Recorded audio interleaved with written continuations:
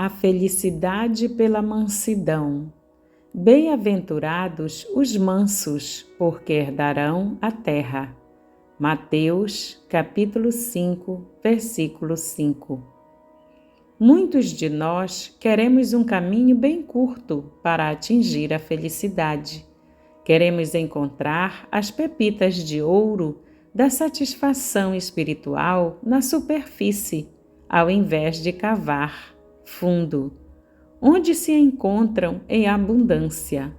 É natural seguir-se a linha de menor resistência, esquecidos de que a luz e o calor são produtos da resistência, dessa resistência que libera as latentes forças da vida.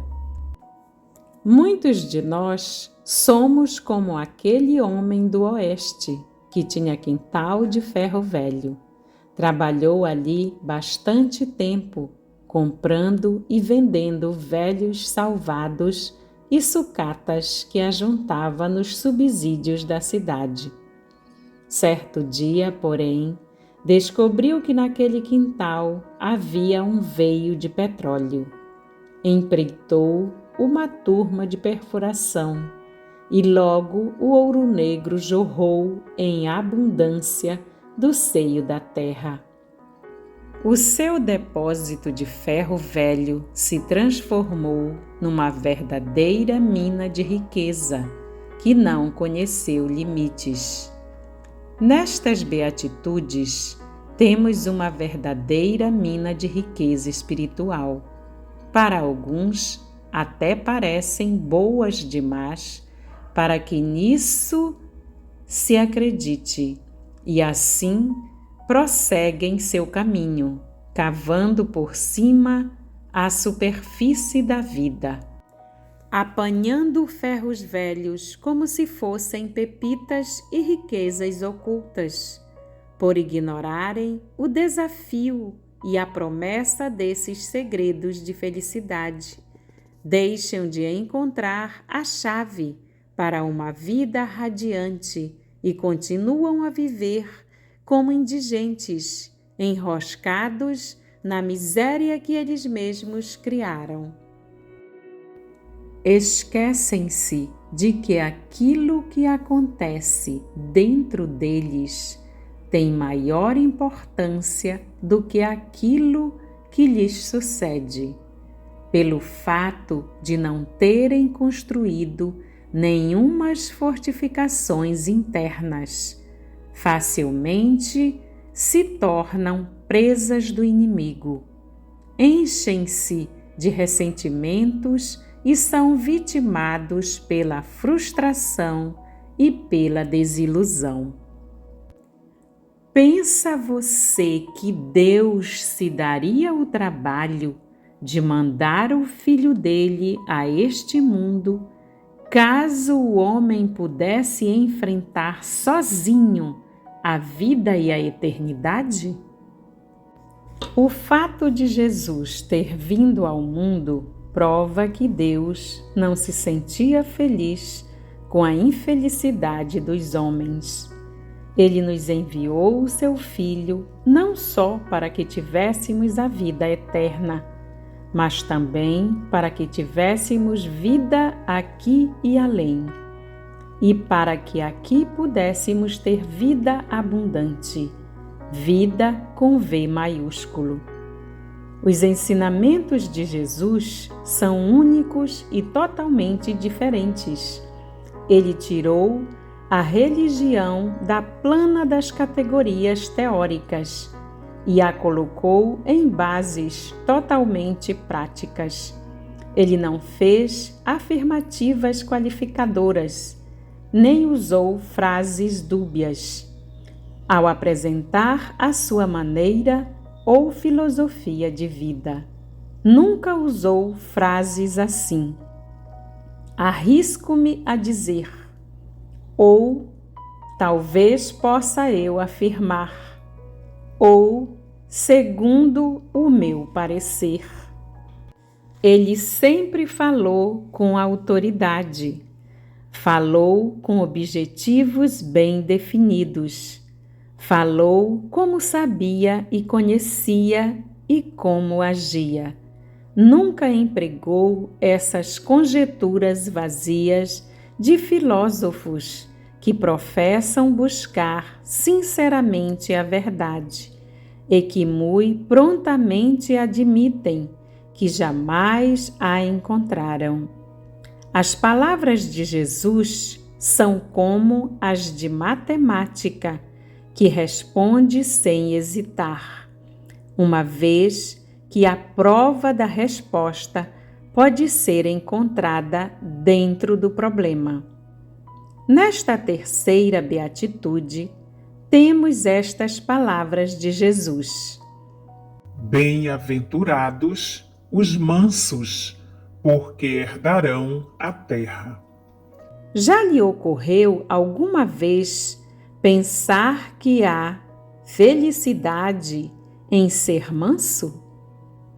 O dicionário nos diz que manso quer dizer humilde, submisso e complacente. E a verdade é que muitos de nós conhecemos muito pouca gente que é humilde, dócil e complacente. Será que Jesus queria que seus seguidores fossem como cachorrinhos submissos a rastejar na presença do seu Senhor depois de chicoteados? Será que a felicidade resulta de submissão forçada? É claro que não. Jesus não está aqui incutindo a ideia de que Deus é um déspota, cujo ego só se satisfaz mediante submissão compulsória. Não é isso não o que Jesus está dizendo. Não pode haver felicidade quando nos vemos compelidos a fazer aquilo que não queremos. Nenhum escravo é mais infeliz que aquele que de contínuo se ressente de sua servidão. Vai de encontro à natureza de Deus e também vai de encontro à livre agência moral do homem. Pedir ou estabelecer uma aliança que não seja oferecida de livre e espontânea vontade. Deus age sempre de conformidade com sua retidão. Nunca por isso violentará Ele a nossa liberdade de escolher a vida eterna ou a morte espiritual, o bem ou o mal, o direito ou o errado. Seu objetivo supremo é não só glorificar a si mesmo, mas também travar feliz amizade com a sua criação principal, o homem. Jamais exige ele algo que impeça o homem de escolher livremente.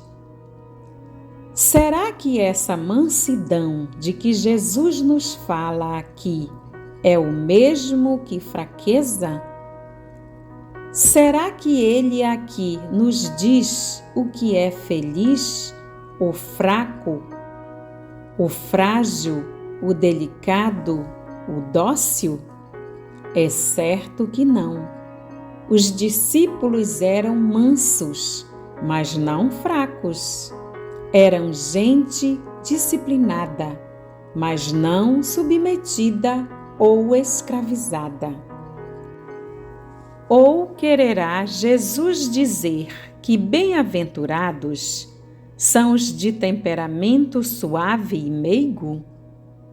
Uns nascem com disposições mais definidas e distintas que outros. Suas maneiras delicadas não são tanto o produto de oração e de graça espiritual, mas parecem coisa hereditária. São mansos porque seus pais ou avós eram gente bem-humorada e mansa. Este é um traço admirável de caráter, mas certamente Jesus não estava se referindo a esse pequeno grupo de afortunados, que por natureza tem boa disposição ou mansidão.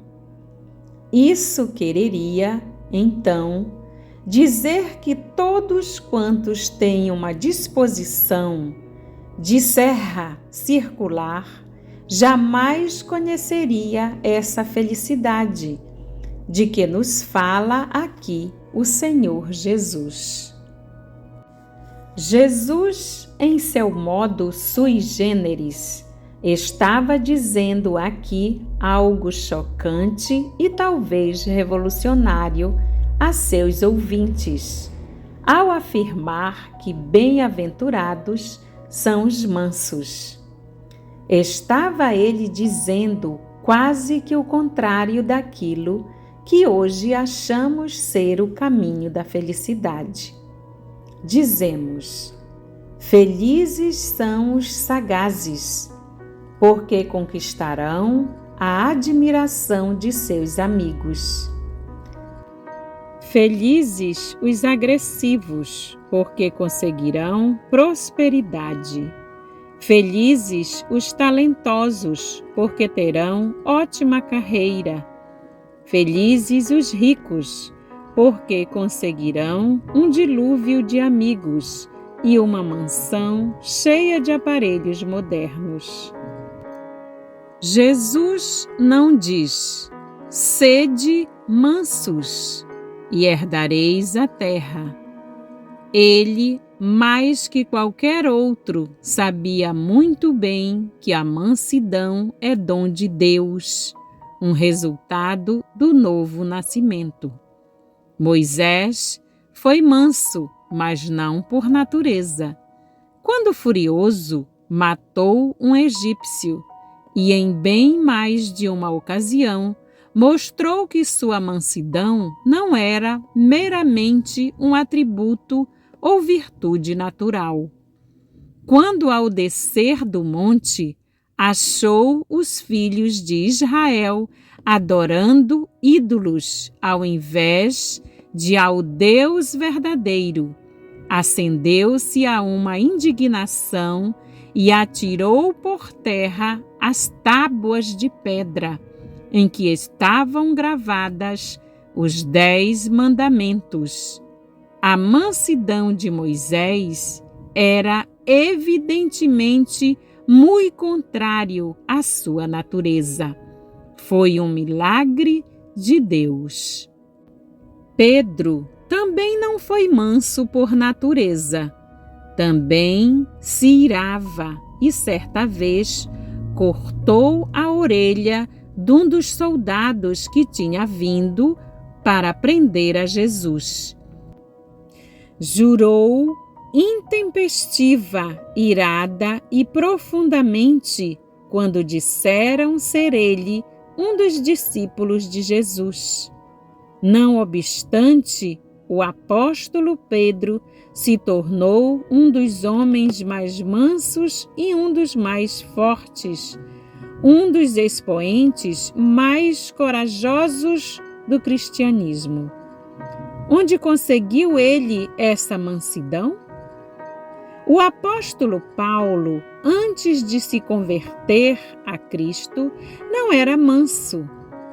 Orgulhosa e brutalmente prendia todos os cristãos e buscava destruí-los. Era pessoa invejosa, fanática, egoísta e gabola.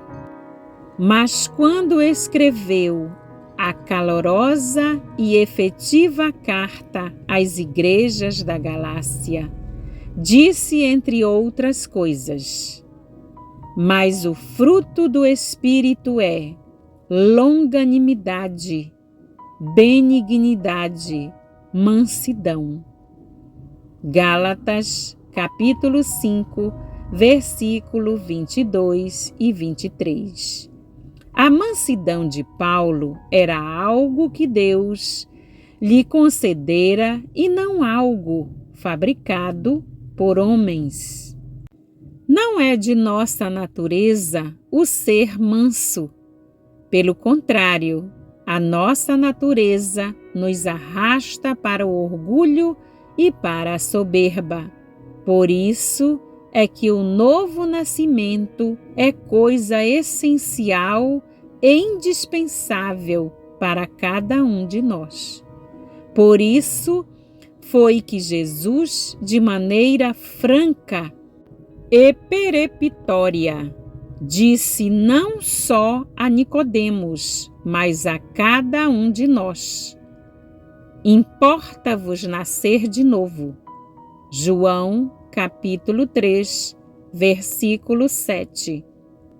A mansidão começa justamente aí. Você precisa ter mudada a sua natureza. Você deseja essa felicidade? Então precisa nascer de novo, pois que este é o primeiro passo.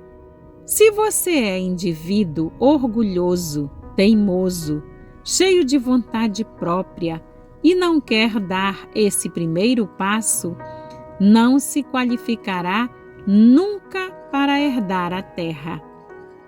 Quando rejeitamos esse mandamento de Cristo, automaticamente perdemos o direito às promessas seguintes ou subsequentes. Não podemos acabar bem se começarmos mal. Se não houver novo nascimento, não haverá concessão de mansidão. E se não houver mansidão, jamais haverá genuína felicidade. A arrogância sempre colhe a miséria e infelicidade que ela própria construiu. O indivíduo arrogante pode ofender os outros, mas fere muito mais a si próprio. Certa vez, uma abelha me picou. O ferrão dela me magoou, mas prejudicou muito mais a ela mesma. Morreu por causa daquele golpe, mas eu continuei a viver. Jesus aqui não estava dando um mandamento e nem estava dizendo: você precisa ser manso, porque assim é que se deve viver. Não, ele estava dizendo que se queremos de fato encontrar o segredo da felicidade e se queremos gozar bem a vida, então a mansidão é a chave principal. A mansidão é uma joia de muitas facetas. É atributo espiritual que nos apresenta muitos aspectos.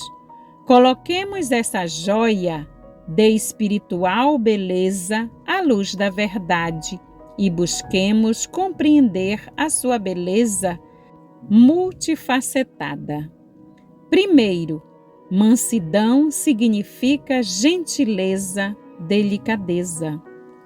A palavra gentil era pouco ouvida antes da era cristã, e o vocábulo gentil-homem era desconhecido. Esta elevada qualidade de caráter é produto direto da fé cristã. O mundo, nestes últimos poucos anos, se entregou a um barbarismo mais que condenável. Quando se deixa de praticar o cristianismo, sempre aumenta a dureza e também a selvageria.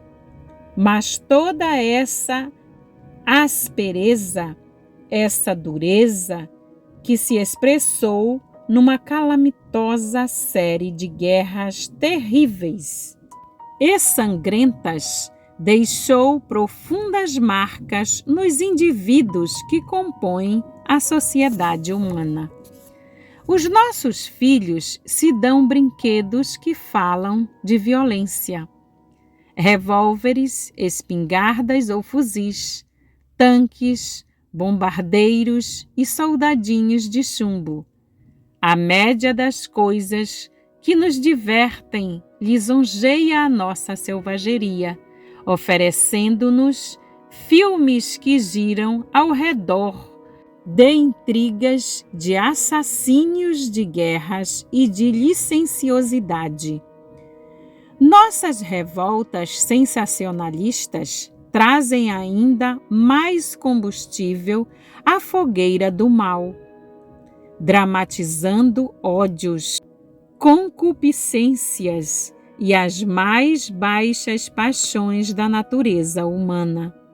E também os nossos livros de comédias e de peças cômicas não deixam de contribuir para todo esse caos moral, explorando nossos filhinhos com cenas de violência e tornando-os igualmente brutos e intratáveis. Essa revolta ao barbarismo agora afeta todas as áreas de nossa vida social. Vizinhos vivem a questionar. Os atritos constituem o magno problema de nossas escolas, e os grupos de guerreiros ou de bandidos dos nossos adolescentes são hoje séria ameaça a nossas cidades. Pais e mães discutem e chegam às vezes a pugilatos. Os lares estão se desintegrando. Deputados e senadores se destratam nas tribunas e, no calor dos debates, deixam de manter a dignidade de seus cargos. Por que e como toda essa selvageria tomou conta de nossa vida social? É justamente porque nos esquecemos das palavras de Jesus. Bem-aventurados os mansos, porque herdarão a terra. Temos brincado com o vício e até mesmo exaltado, e temos caçoado da virtude. Temos abandonado os modos gentis e morais, e exaltamos os modos rudes, selvagens e viciosos. Temos voltado à era dos bárbaros, à idade de dente por dente, das unhas e dentes, da sobrevivência do mais apto, e a filosofia do direito da força. Somos ricos de conhecimentos, mas pobre de compreensão e sabedoria. Rico nas técnicas guerreiras, mas lamentavelmente faltos de gentileza, de mansidão e de fé. Individualmente, somos verdadeiras fábricas de ressentimentos, de irritações, de amarguras e de frustrações.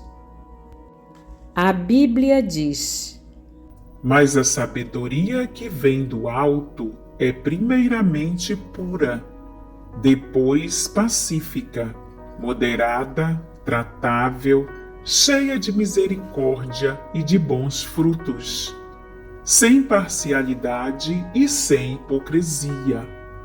Tiago, capítulo 3, versículo 17. Tenho visto homens endurecidos, ríspidos e violentos, abrir seus corações pela fé, recebendo a Cristo como seu Salvador pessoal e tornando-se gentis, pacientes e misericordiosos. Lembro-me de que, quando estive em Londres, a companhia Ford pôs à nossa disposição 2 carros novos e destacou 2 motoristas para conduzir o nosso grupo a vários locais de reunião. Um desses motoristas era pessoa de gestos e atitudes rudes. dessas que não levam desaforo para casa, e que aprendera quase tudo quanto de rude o mundo pôde oferecer. Assistia a reuniões e acompanhava a tudo maquinavelmente e com aquele desinteresse de profissional. Certa noite, porém, sentiu-se arrastado até a sala dos conselheiros espirituais e se decidiu por Cristo. Creio que você jamais viu tão radical mudança como a que nele se processou. Aquela sua dureza de modos desapareceu por completo. Aquele verniz de indivíduo sofisticado se derreteu inteiramente. Era agora uma nova criatura. Abandonou por completo a literatura picante e imoral e começou a decorar o Novo Testamento e se fez um verdadeiro gentil homem cristão. O fruto do Espírito é a longanimidade, a benignidade, a mansidão. Gálatas, capítulo 5, versículo 22 e 23.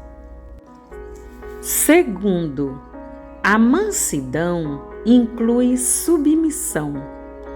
O vocábulo submissão tem dois significados. O primeiro é negativo e o segundo positivo.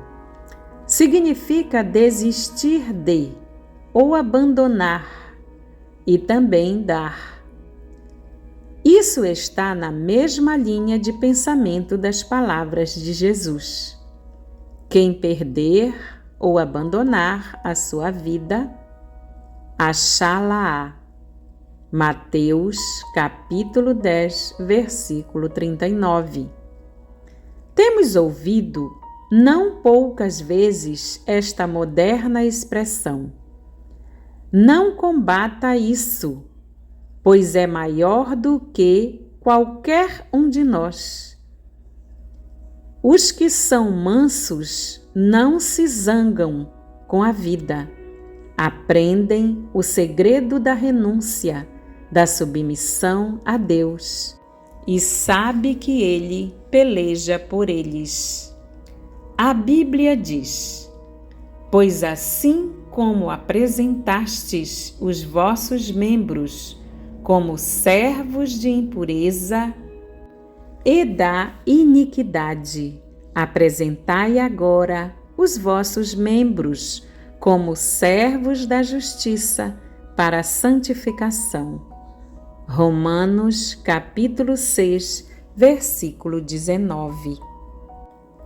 Ao invés de encher a sua mente com ressentimentos, ao invés de abusar do seu corpo com pecaminosas diversões, ao invés de prejudicar a sua alma com teimosias e obstinações, entregue tudo humildemente nas mãos de Deus.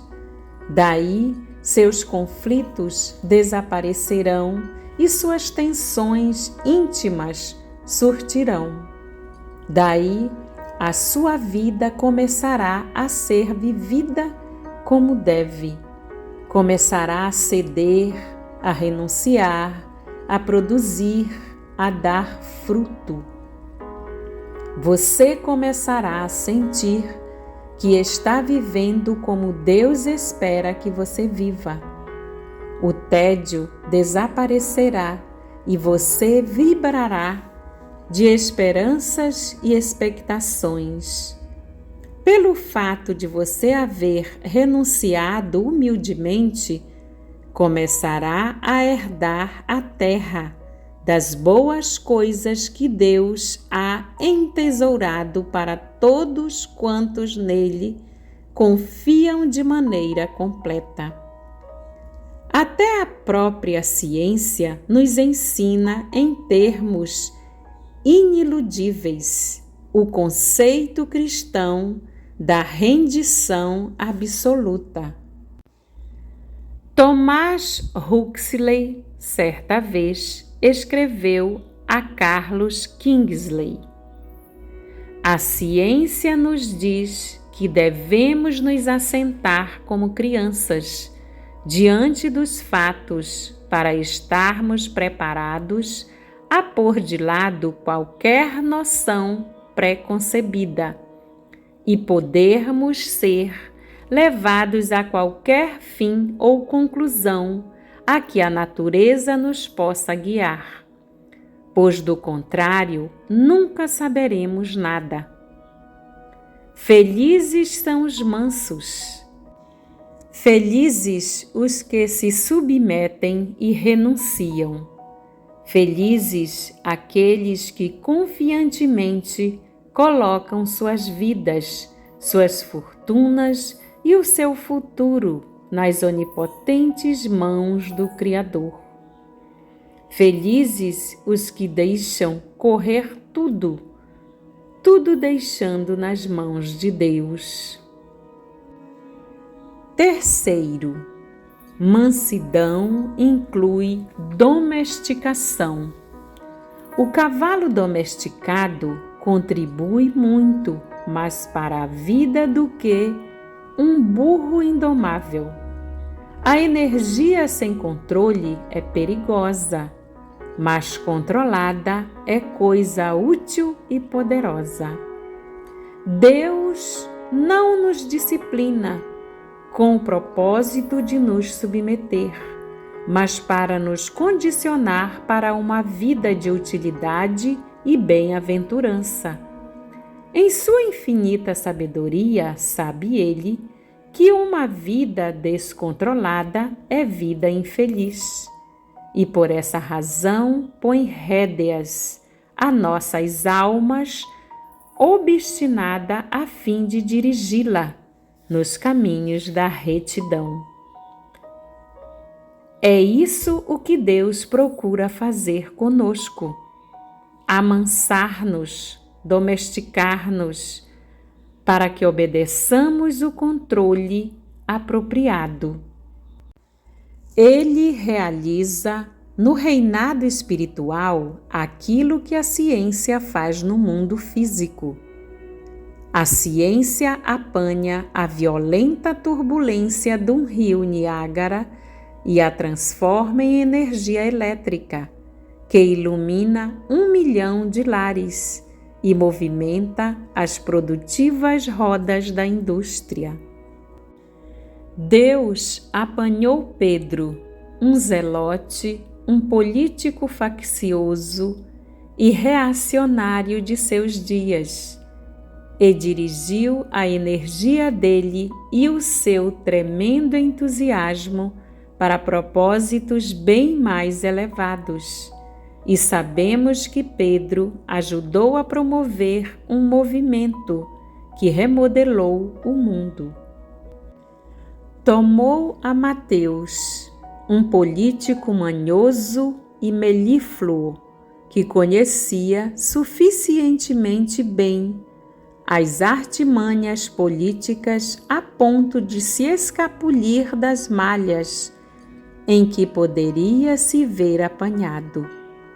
E colocou-lhe o freio da graça, fez dele um poderoso vaso de bênçãos. Deus empreendeu domesticar ou domar a cada um dos discípulos. Domar não quer dizer privar alguém de seus poderes e energias, e sim dar-lhes nova direção. Temos gênio violento? Não somos os únicos, não. Inúmeras pessoas zangam-se facilmente e nem todos têm o mesmo grau de paciência para suportar os outros. Deus não quer que desistamos de nosso gênio, mas não diz que se queremos ser felizes, precisamos controlar o nosso gênio e canalizá-lo para coisas úteis e edificantes. Deus não pode usar tão bem uma pessoa de gênio descontrolado como pode usar uma pessoa que sujeita o seu gênio. Existem muitos crentes professos que jamais se enervam ou nunca se entusiasmam por nada. Não verberam a injustiça, nem combatem a corrupção das elites, nem o comércio pagão e ganancioso que explora o corpo e a alma de criaturas humanas. Você tem um ego, a consciência de ser um indivíduo? Sim, você o tem, mas isso não quer dizer que você se deve adorar e servir a si mesmo, nem pensar só e sempre em si mesmo, nem vivar inteiramente para si. O senso comum diz que você será um infeliz se seguir esse caminho. Deus está infinitamente mais interessado por sua felicidade do que você pensa. Ele diz: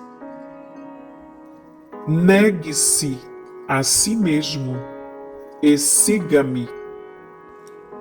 Há muitas pessoas hoje que vivem em sanatórios de alienados, porque faziam ideia muito elevada de si mesmas e que pensavam demasiado em si mesmas, deixando de pensar em Deus e nos seus semelhantes. Hipocondríacos que viviam dia a dia ansiosos em demasia por sua saúde e que por isso mesmo nunca se sentiam com boa saúde. Você tem uma língua e voz. Tais instrumentos podem ser usados para destruir e também para construir. Você pode usar sua língua para mentir, caluniar, irritar, censurar, aborrecer e brigar. Mas pode também colocá-la ao serviço de Deus, deixar que seja dirigida pelo Espírito de Deus e fazer dela um instrumento de bênção e louvor. A versão do século XX da passagem de Tiago, capítulo 3, versículo 3, diz o seguinte: ora, se pomos freios na boca dos cavalos para que nos obedeçam, então conseguimos dirigir todo o seu corpo.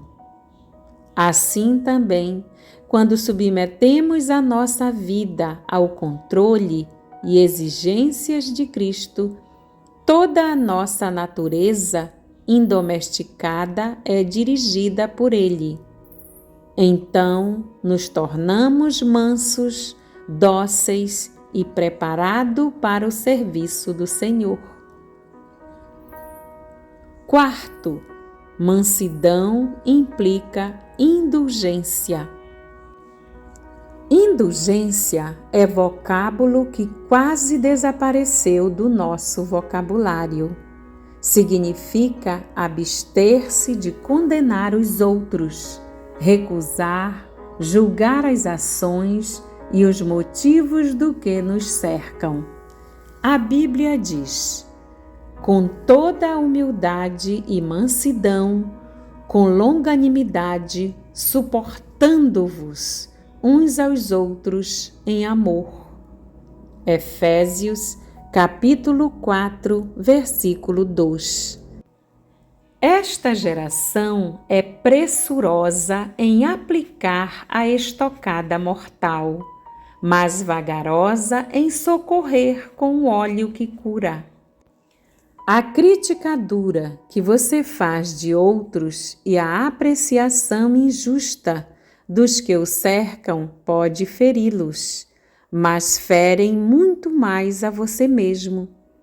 A injusta condenação dos outros tem o mesmo efeito do bumerangue, arma de arremesso dos indígenas australianos. Você atira suas acusações vingadoras com a esperança de aleijar os outros, mas eis que você acaba descobrindo que se feriu mais do que as pessoas visadas.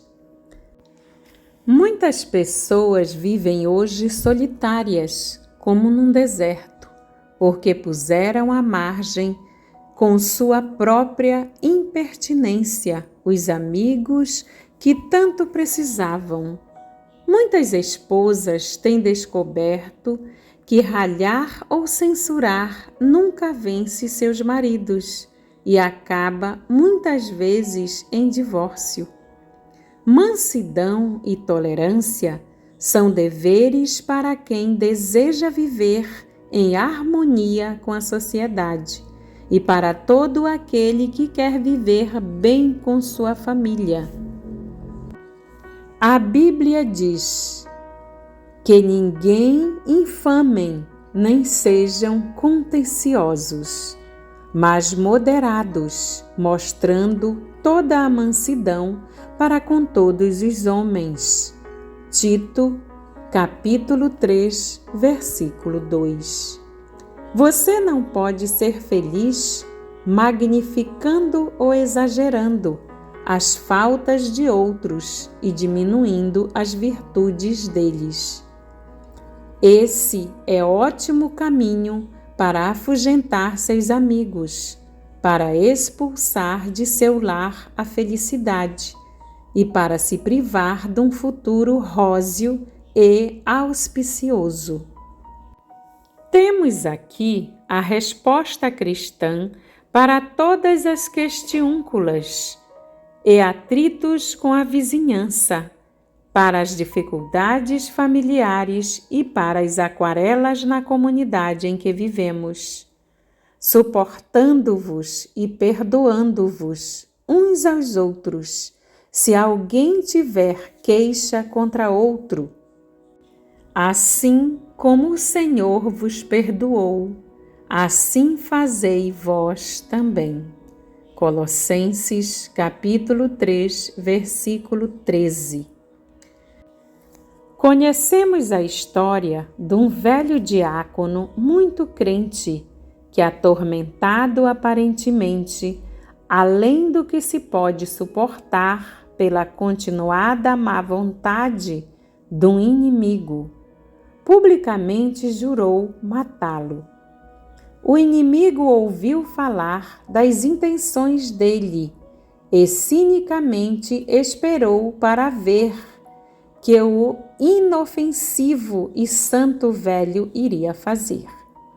A verdade é que o velho diácono, ao invés de responder ao mal com o mal, buscava oportunidades para fazer o bem ao inimigo. A princípio, isso divertia e incomodava um tanto ao inimigo. Mas quando por fim o diácono lhe prestou um serviço indubitavelmente sacrificial, arriscando a vida para tirar de um rio a mulher do inimigo, que ia perecendo afogada, chegou ao fim o impasse que os separava. Muito bem, disse o inimigo. Vejo que você cumpriu aquilo que jurou que faria. Você de fato me matou, ou melhor, matou o homem que eu era. Agora, que é que posso fazer por você? Este mundo de hoje ainda não se tornou impenetrável a qualquer ato fundamentalmente cristão. Este mundo precisa não é tanto mais de cristianismo, e sim de mais cristãos que pratiquem realmente a tolerância e o perdão. E por fim, mansidão sugere paciência. Esta geração se distingue por seu nervosismo, impaciência e neuroses. Afligimo-nos quando não há razão para isso, e nossa apressada e agitada geração ha produzido mais problemas e menos moralidade do que as anteriores, e por isso faz de todos nós verdadeiros feixes de nervosos destemperados. A impaciência produziu nova messe de lares destroçados, milhões de úlceras e prepara terreno para outras guerras mundiais. Em nenhum outro setor de nossa vida tem ela produzido maiores danos do que no cenário doméstico. Esta pequena estrofe, muito conhecida, fala bem do que entrego à ruína que ela tem levado a nossos lares. Bem engraçado foi o casamento deles. Casório singular que deu o que falar. A esposa agora passa o tempo a cozinhar e o esposo vive sempre e sempre cozinhando. Mas a Bíblia diz: e a perseverança tenha a sua obra perfeita, para que sejais perfeitos e completos, não faltando em coisa alguma. Tiago, capítulo 1, versículo 4. Conheci uma senhora, cristã professora, que, embora boa crente em muitos respeitos, era muito impaciente. O pastor dela, certa feita, conversou com o marido dela acerca de sua alma, e o homem replicou: minha mulher é dona de casa muito boa, mas se a religião faz a gente ser impaciente como ela, não quero ter a religião que professa. Então o pastor conversou francamente com a dita mulher, e com as lágrimas e humilde ela confessou que de fato o seu pecado era a impaciência. Passou-se algum tempo e certa noite o marido voltava de uma pescaria e, sem o querer, bateu com a vara num vaso que a mulher estimava muitíssimo, o qual foi ao chão e se espatifou todo. Logo a mulher correu para a sala, atraída pelo barulho, e o marido ficou a esperar uma verdadeira tempestade. Uma tirada de palavras cadentes de sua nervosa esposa, mas nada disso se deu. A mulher, a sorrir, disse: ora, meu querido, não te apoquentes por isso. Acidentes assim acontecem em todos os lares. Não diremos muita coisa a mais sobre isto. Basta dizer que, passadas umas poucas semanas, o marido daquela cristã se decidiu por Cristo e se tornou um membro bem eficiente da igreja. O mundo crê que o cristianismo é coisa boa, mas não poucas vezes os cristãos têm deixado de adornar a doutrina, vivendo sem mansidão e sem paciência. Bem-aventurados os mansos, porque herdarão a terra. Somente os contritos, humildes, submissos e dependentes de Deus herdarão a terra de radiância, alegria e contentamento. Jesus disse a Saulo: dura coisa te é recalcitrar contra os aguilhões. Atos, capítulo 26, versículo 14. Os aguilhões aqui referidos são as aguilhoadas que há no equipamento dos bois para controlá-los. São colocados ali não para ferir o boi, mas para torná-lo útil, para dirigir as energias dele a finalidades construtivas. Muitos de nós temos recalcitrado contra os aguilhões. A sua desavença ou atrito não tem sido tanto com os outros como você pensa, e sim mais com você mesmo. Deus não quer que você viva a se rebelar de contínuo contra a vida, contra suas aparentes injustiças, contra seus erros e animosidade. Ele o convida a parar com esses fúteis esforços, a abandonar os seus ressentimentos, a negar a sua vontade própria e a praticar a gentileza e a paciência. Daí você será feliz, e aqueles que convivem com você verão Cristo em você e serão levados ao Salvador. A mansidão não é virtude que você possa adquirir por você mesmo. Não é virtude que se adquire em colégios ou num laboratório científico. Não é virtude que se herda, é dom de Deus. Jesus disse: tomai sobre vós o meu jugo e aprendei de mim, que sou manso e humilde de coração, e achareis descanso para as vossas almas. Mateus, capítulo 11, versículo 29. Entre numa loja de artigos elétricos e veja a grande variedade de lindas e coloridas lâmpadas que há na vitrine. Você quase que pode ouvir cada uma delas dizendo: sei muito bem que sou uma lâmpada elétrica, mas por que não posso brilhar como qualquer daquelas que estão ali iluminando a loja? A razão é muito simples. Não está ligada à energia elétrica.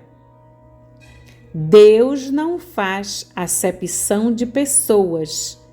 Você merece o seu quinhão de felicidade. Você tem a mesma capacidade para Deus que tem os seus semelhantes. Não fique, pois, aí a lamentar sua má estrela ou seus fracassos na vida. Ligue-se à energia divina. Tome sobre si o jugo de Cristo, que encontrará descanso para a sua alma. Mas não posso viver assim. Falharei certamente na tentativa de me fazer cristão. Jesus disse: tomai sobre vós o meu jugo. É o seu jugo e você pode ficar descansado e certo de que ele carregará a parte mais pesada do fardo. Antes de deixar seus discípulos, Cristo lhes prometeu que lhes mandaria um Consolador, que os ajudaria nas provações, cuidados e tentações da vida. O vocábulo consolador significa o que ajuda ao longo do caminho. É o Espírito Santo, a poderosa terceira pessoa da Trindade. No instante em que você nasce de novo, ele passa a residir no seu coração. Você emocionalmente não pode não o sentir aí, mas eis que aqui você precisa mais de uma vez exercitar a fé. Creia nisso. Aceite isso como um fato de fé. Ele está no seu coração para ajudá-lo a ser manso. Disse-nos que ele derrama o amor de Deus abundantemente em nosso coração e produz o fruto do Espírito, o amor, a alegria, a paz, a longanimidade, a gentileza, a benignidade, a fé, a mansidão e a temperança. Gálatas, capítulo 5, versículo 22 e 23. Não nos é possível manufaturar esse fruto em nossa própria fábrica. Ele é sobrenaturalmente manufaturado pelo Espírito Santo que mora em nosso coração. Renda-se a Ele, entregue-se a Ele. Deixe que Ele dirija a sua vida. Então, pela mansidão que você recebe dele, você encontrará a felicidade.